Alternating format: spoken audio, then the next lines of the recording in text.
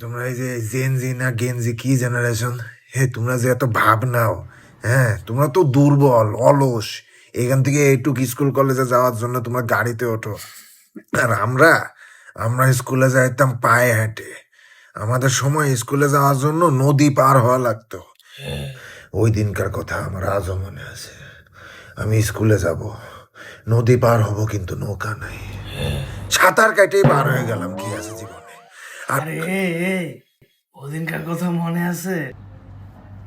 ওই যে আষাঢ় মাসের বৃহস্পতিবারে স্কুল যাচ্ছিলাম সাতটায়, তারপর এক কুমির তাড়িয়েছিল আমাদেরকে। তোমাকে তো অর্ধেক খাইয়ে ফেলেছিল। হ্যাঁ, উইটা বলো, উইটা বলো।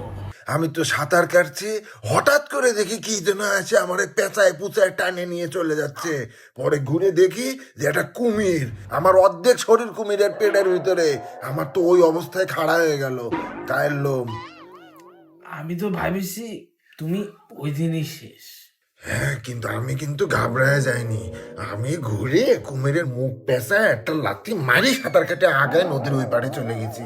পরে যাওয়ার পরে শুনলাম যে ওটা নাকি কুমির ছিল না, কচুরি পানা ছিল। হ্যাঁ, কুসুরি পানা ছিল, তবে সাইজটা কিন্তু বন্ধু কুমিরের মতো ছিল। কি বলো?